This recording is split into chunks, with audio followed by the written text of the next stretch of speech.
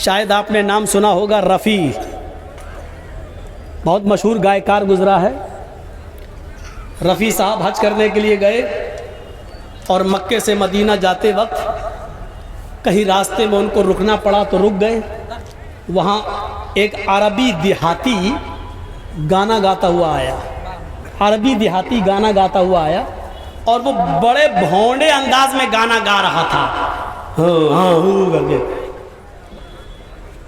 Nagasaki اور Hiroshima یہ دو بستیاں ایسی ہیں دنیا میں، پوری دنیا میں ابھی صرف ان دو بستیوں پر ہی ایٹم بم برسائے گئے ہیں، معلوم ہے نا؟ امریکہ نے ہیروشیما پر اور ناگاساکی پر ایٹم بم برسائے، صرف ان دو بستیوں پر۔ اور ایٹم بم برسانے کے بعد جن بستیوں میں یہ ایٹم بم برسائے گئے، آج بھی ان بستیوں کے اندر لنگڑی، لولی اور اپاہج اولاد پیدا ہو رہی ہے۔ دنیا کا ایک بڑا حصہ یہ کہتا ہے امریکہ کو ایٹم بم نہیں برسانا چاہیے تھا، اتنے خطرناک ہتھیار نہیں برسانے چاہیے تھے، اس نے نسلوں کے پر نسلیں جو پیدا ہو رہی ہیں وہ لنگڑی اور لولی اور اپاہج اولادیں آج بھی پیدا ہو رہی ہیں۔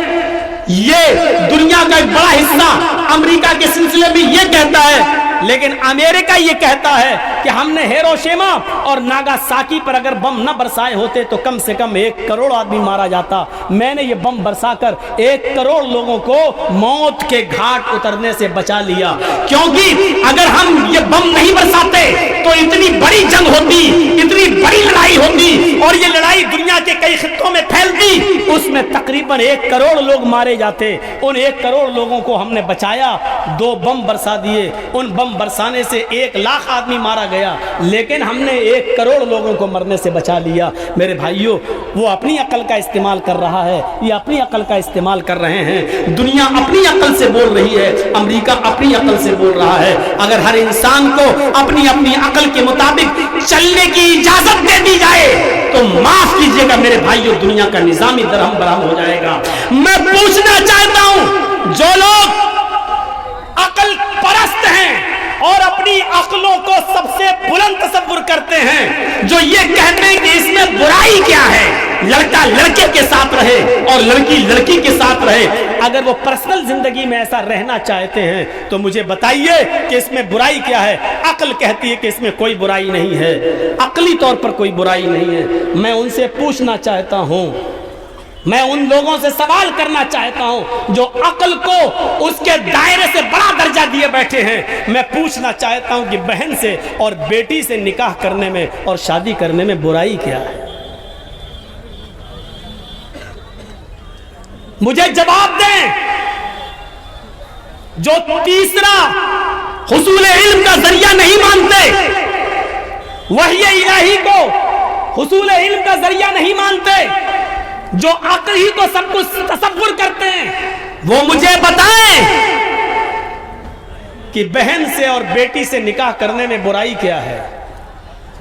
بلکہ اگر عقل کے اعتبار سے سوچا جائے تو عقل تو یہ کہتی ہے کہ ایک بہن کے ساتھ بھائی کا رشتہ کرنا اور زیادہ بہتر ہے، کیونکہ میں اپنی بہن کے مزاج کو جانتا ہوں، میری بہن میرے مزاج کو جانتی ہے، وہ کیا پسند کرتی ہے میں جانتا ہوں، میں کیا پسند کرتا ہوں وہ جانتی ہے، وہ ہمیں کپڑے دھلنے میں جھجک محسوس نہیں کرتی ہے، کھانا کھلانے میں اور پکانے میں دقت محسوس نہیں کرتی ہے۔ ہم اس کے ساتھ اگر شادی کر لیں یا نکاح کر لیں تو ہماری زندگی تو اور اچھی گزر سکتی ہے۔ یہ کون سی عقل مندی ہے کہ ہم نے اپنی بہن کے مزاج کو سمجھا، اور خوبصورت ہے میری بہن، بہترین ہے، اچھے سلیقے والی ہے، ناز و نخرے میں پلی ہوئی ہے، میرا باپ وراثت میں بہت سا مال چھوڑ کے گیا ہے، میں اپنی بہن کو بہت اچھی طریقے سے رکھ سکتا ہوں۔ لیکن یہ کہاں کی عقل مندی ہے کہ اپنے گھر کی دولت کو ہم دوسرے کے گھر میں بیاہ دیں اور اپنی بہن کو ہم دوسرے لڑکے کے ساتھ شادی کرا دیں جو ہماری بہن کے مزاج کو سمجھتا نہیں ہے، یا اپنی بیٹی کو ہم اپنے گھر کی دولت کو دوسرے کو دے دیں۔ یہ کہاں کی عقل مندی ہے؟ عقل تو کہتی ہے کہ اپنی بیٹی اور بہن کے تم زیادہ مستحق ہو، لیکن اس کو نہ برطانیہ صحیح مانتا ہے، نہ امریکہ صحیح مانتا ہے، نہ ہندوستان صحیح مانتا ہے، کوئی صحیح نہیں مانتا ہے۔ کیا کہنا ہی نہیں، سماج اس کو برداشت نہیں کرے گا. یہ سماجی بہت برائی ہے. ایک بہن کو تم نکاح میں کیسے رکھ سکتے ہو؟ ایک بیٹی کو تم نکاح میں کیسے رکھ سکتے ہو؟ میں کہنا چاہتا ہوں سماج کی دہائی کیوں دے رہے ہو؟ اب تک چلا آ رہا ہے، اس کی دہائی کیوں دے رہے ہو؟ مجھے عقل کے حساب سے بتاؤ کہ کیا برائی ہے. شادی کے بعد میری بہن کو ادھر بھی بچے پیدا کرنا ہے، اگر میرے گھر میں رہے گی تو بچے ادھر بھی پیدا ہوں گے. میری بیٹی کو ادھر بھی ماں بننا ہے اور بچے پیدا کرنا ہے، وہ میرے گھر میں رہے گی تو ادھر بھی بچے پیدا کر سکتی ہے. تو میرے بھائیوں، عقلی طور پر کیا برائی ہے؟ میں سمجھتا ہوں کہ عقلی طور پر تو کوئی برائی نہیں ہے، لیکن آپ سماج کی دہائی دیتے ہو کہ یہ چیز غلط ہے. ایک بہن کے ساتھ رشتہ، آج بہن کے ساتھ شادی کرنے کو اس لیے برا سمجھا جاتا ہے کیونکہ سماج اس کو برا جانتا ہے. سماج اس کو برا جانتا ہے، اس لیے ہم بھی برا جان رہے ہیں. لیکن اگر عقل کے اعتبار سے دیکھا جائے تو اس میں کوئی برائی نہیں ہے. لیکن ہم اپنی عقل کو استعمال نہیں کر سکتے ہیں. ہمیں یہاں وحی نے بتایا ہے، ہمیں یہاں جبرائیل نے بتایا ہے، ہمیں قرآن نے بتایا ہے، ہمیں اللہ کے حکم نے بتایا ہے کہ بہن کے ساتھ رشتہ کرنے میں اور بیٹی کے ساتھ رشتہ کرنے میں کیا برائیاں ہیں اور کیا نقصانات ہیں. یہاں ہم اپنی عقل کو دخل نہیں دے سکتے ہیں، بلکہ یہاں علم کے حصول کا ایک تیسرا ذریعہ ہے وحی الہی. عقل سے اتنا ہی کام لو جو اس کے دائرے میں ہو، اس سے زیادہ کام مت لو. شریعت کے اندر احکام کی 3 قسمیں ہیں. پہلی قسم یہ ہے نص قطعی جو کسی بھی صورت میں بدلی نہیں جا سکتی ہے. اسلام جس شکل میں نافذ ہوا، جو احکام فرض کر دیے گئے وہ کسی بھی صورت میں بدلے نہیں جا سکتے ہیں. چاہے قیامت آ جائے، زمانہ کتنی بھی ترقی کر جائے، وہ احکام بدلے نہیں جا سکتے ہیں. کسی بھی قیمت پر وہ ویسے ہی رہیں گے جیسے موجود ہیں. احکام کی ایک دوسری قسم ہے جس میں اجتہاد کیا جا سکتا ہے، جس میں اجتہاد کیا جا سکتا ہے. مثلاً کوا حلال ہے یا حرام؟ قرآن میں کہیں نہیں آیا اور حدیث میں کہیں نہیں آیا کہ کوا حرام ہے. چیل حرام ہے کہ حلال؟ قرآن میں کہیں نہیں آیا کہ چیل حرام ہے، حدیث میں کہیں نہیں آیا کہ چیل حرام ہے. شیر حرام ہے کہ حلال؟ کہیں نہیں آیا، نہ قرآن میں نہ حدیث میں. لیکن اللہ کے نبی جناب محمد رسول اللہ صلی اللہ علیہ وسلم نے ایک عام حکم دے دیا، جو پرندہ پنجے سے پکڑ کر چونچ سے کھاتا ہے، جو پرندہ پنجے سے پکڑ کر دبا کر پھر چونچ سے کھاتا ہے وہ حرام ہے، اور جو پرندہ صرف چونچ سے کھاتا ہے، پنجے سے نہیں دباتا اور پنجے سے نہیں پکڑتا ہے، وہ حلال ہے. لہذا پنجے سے دبانے والی چیل بھی ہے، پنجے سے دبانے والا کوا بھی ہے، پنجے سے دبا کر کھانے والا گدھ بھی ہے. اس کی روشنی میں جتنے بھی پرندے آئیں گے وہ سارے کے سارے حرام قرار دیے جائیں گے. بگلا پنجے سے نہیں دباتا ہے، حلال ہے. بطخ پنجے سے نہیں دباتی ہے، صرف چونچ سے کھاتی، حلال ہے. کبوتر اور تیتر اور بٹیر صرف چونچ سے کھاتی ہے، پنجے سے نہیں دباتی ہے، لہذا یہ سب حلال ہے. لہذا اس میں اجتہاد کیا جا سکتا ہے، گنجائش ہے میرے پیارے ساتھیوں. لیکن نص قطعی جو چیز قرآن نے پیش کر دی اور جس کی نص موجود ہے وہ کسی بھی قیمت پر بدلی نہیں جا سکتی ہے. مثلاً قرآن کریم نے کہہ دیا ہے، مثلاً قرآن کریم نے خنزیر کو، سور کے گوشت کو حرام قرار دے دیا ہے. سور کے گوشت کو حرام قرار دے دیا ہے. اب 1400 سال کے بعد کوئی آدمی اڑتا اور کہتا ہے کہ میں نے قرآن پڑھا ہے، قرآن میں آیا انما حرم علیکم المیتۃ والدم ولحم الخنزیر وما احل به لغیر اللہ. قرآن میں آیا ہم نے حرام کر دیا تمہارے اوپر مردار، خون، دم، واللحم الخنزیر، اور سور کا گوشت بھی تمہارے اوپر حرام ہے. اب ایک آج کے زمانے کا کوئی مفسر اٹھے اور تفسیر بیان کرنے لگے کہ اللہ کے نبی کے اوپر قرآن کی آیت عرب کے اندر نازل ہوئی، اور جب عرب میں یہ قرآن کی آیت نازل ہو رہی تھی، جس وقت سور کو حرام قرار دیا جا رہا تھا، اس وقت سور بہت گندے ماحول میں رہتے تھے، وہ نالیوں میں پڑے رہتے تھے، گندگی کھاتے تھے، غلاظت کھاتے تھے اور ناپاک چیزیں کھاتے تھے، اس لیے اللہ نے سور کے گوشت کو حرام قرار دیا ہے۔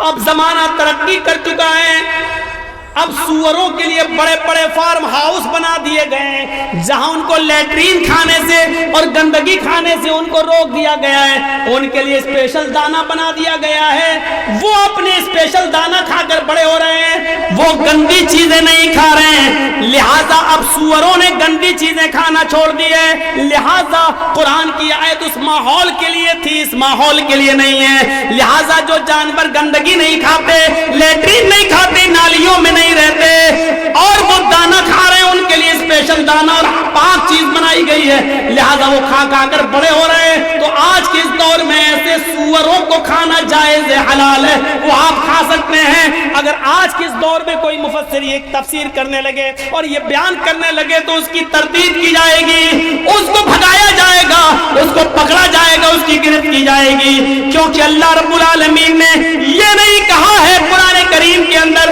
کہ ہم ان کو اس لیے حرام کر رہے ہیں کیونکہ یہ گندگی کھا رہے ہیں، اگر یہ پاک چیزیں کھائیں تو حلال ہے۔ قرآن نے نفس سور کو حرام قرار دیا ہے، چاہے وہ گندگی کھائے یا نہ کھائے، وہ ہر حال میں حرام رہے گا، یہ نص قطعی موجود ہے۔ اس نص قطعی کے ہوتے ہوئے زمانہ کتنی بھی ترقی کر جائے، کتنی بھی ترقی کر جائے، میرے پیارے ساتھیوں، وہ حرام ہی رہے گا، سور کو کوئی چیز حلال نہیں کر سکتی ہے، یہ چیز کسی بھی قیمت پر چینج نہیں ہو سکتی ہے، کسی بھی قیمت پر بدلی نہیں جا سکتی ہے۔ عقل آپ کی کہہ رہی ہے کہ اس زمانے میں تو بڑی گندگی تھی اور سور گندگی کھاتے تھے اس لیے حرام ہے، آج کے زمانے میں تو گندگی نہیں کھا رہے ہیں اس لیے حلال نہیں مانا جائے گا۔ یہاں کا ایک پرانا گویہ تھا،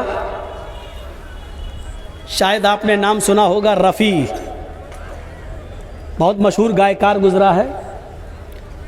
رفیع صاحب حج کرنے کے لیے گئے اور مکے سے مدینہ جاتے وقت کہیں راستے میں ان کو رکنا پڑا تو رک گئے، وہاں ایک عربی دیہاتی گانا گاتا ہوا آیا، عربی دیہاتی گانا گاتا ہوا آیا اور وہ بڑے بھونڈے انداز میں گانا گا رہا تھا، بڑے بھونڈے انداز میں گانا گا رہا تھا، نہ تو اس کو ڈھول بجانا صحیح سے آ رہا تھا، نہ کچھ اور سارنگی بجانا، نہ بھونپو بجانا، اور گانا بھی بہت بری آواز میں گا رہا تھا۔ تو رفیع صاحب اس کا گانا سننے کے بعد کہنے لگے کہ اب میری سمجھ میں آیا ہے کہ اللہ کے رسول صلی اللہ علیہ وسلم نے گانا کیوں حرام قرار دیا۔ اللہ کے نبی نے ان بدوؤں کا، ان دیہاتیوں کا گانا سنا ہے، اس لیے حرام قرار دے دیا کہ گانا گانا اور گانا سننا حرام ہے۔ اگر ہمارا گانا سنا ہوتا تو کبھی حرام قرار نہیں دیتا، کیونکہ ہماری آواز بڑی اچھی ہے، خوش اسلوبی کے ساتھ ہم گاتے ہیں، اگر ہمارا گانا سنا ہوتا اللہ کے نبی صلی اللہ علیہ وسلم نے تو اس کو حرام قرار نہیں دیتے۔ دیکھیے اپنے حساب سے آدمی نے راستہ نکال لیا کہ یہ لوگ تو گانا گانا ہی نہیں جاتے، اور گا بھی رہے تو بڑی گندی اور بھدی آواز میں، اس لیے نبی نے حرام قرار دیا۔ اگر نبی ہمارا اس زمانے میں ہم ہوتے اور ہمارا گانا سنتے تو کبھی گانے کو حرام قرار نہیں دیتے، اپنے حساب سے اس نے ڈھال لیا۔ تو میرے بھائیوں، شریعت کو اپنے حساب سے نہیں ڈھالا جا سکتا ہے، یہ جرم علی الجرم ہے، جرم پر جرم ہے، شریعت کو اپنے حساب سے نہیں ڈھالا جائے۔ قرآن کی ایک آیت ہے، السارق والسارقۃ فاقطعوا ایدیہما، چوری کرنے والے مرد اور چوری کرنے والی عورت کے دونوں ہاتھ کاٹ دو، فاقطعوا ایدیہما، ان کے ہاتھ کاٹ دو۔ مرد چوری کرے تو مرد کا، عورت چوری کرے تو عورت کا ہاتھ کاٹ دو۔ قرآن نے کیا کہا؟ ہاتھ کاٹ دو۔ پاکستان کے ایک مفسر نے اس کی تفسیر کیا کی ہے، میں نام نہیں لینا چاہتا ہوں، پاکستان کے ایک مفسر نے تفسیر کی ہے، چور سے مراد انڈسٹریز ہیں، یہ بڑے بڑے جو کارخانے چل رہے ہیں یہ انڈسٹریز ہیں، اور اللہ رب العالمین نے کہا کہ ان کے ہاتھ کاٹ دو، تو ہاتھ سے مراد نیشنلائزیشن، یعنی ان تمام انڈسٹری کو اپنے ان کو چھین کر اپنے قبضے میں لے لینا چاہیے گورنمنٹ کو۔ اور کاٹنے سے مراد کیا ہے؟ فَقْطَعُوا أَيْدِيَهُمَا، ان کو کاٹ دو، یعنی ان کے سرمایہ کار جنہوں نے دولت و پیسے کو اپنے پاس جمع کر رکھا ہے، یہ یعنی ناجائز طریقے سے جن لوگوں نے بڑے پیسہ کما کر انڈسٹریز بنا لی اور کارخانے بنا لیے، ان کارخانوں کو، ان کی کمائی کو چھین کر گورنمنٹ کو اپنے حوالے کر لینا چاہیے۔ یہ مطلب ہے قرآن کی اس آیت کا میرے بھائیوں۔ حالانکہ اس کی یہ تفسیر بالکل غلط ہے، کیونکہ قرآن کریم نے کہیں نہیں کہا کہ اس سے مراد یہ ہے۔ اس نے کہا کہ چوری کرنے والا چاہے مرد ہو یا عورت، اس کا ہاتھ ہی کاٹا جائے گا۔ انڈسٹری کا مالک کوئی کتنا بڑا ہو، اگر وہ حلال پیسے سے کمایا ہوا ہے تو اس کی انڈسٹری پہ آنچ نہیں آنے چاہیے۔ کوئی آدمی کتنی ہی اس کو اپنی عقل سے بدلنے کی کوشش کرے، وہ نہیں بدل سکتا ہے۔ عرب کے کافر کیا کہتے تھے؟ مشرکین مکہ کیا کہتے تھے؟ یہ محمد صلی اللہ علیہ وسلم سود کو حرام قرار دے رہے ہیں، اللہ کے نبی سود کو حرام قرار دے رہے ہیں۔ ارے سود حرام کیسے ہو گیا؟ ربا، سود بیاج حرام کیسے ہو گیا؟ انما الربا انما البيع مثل الربا۔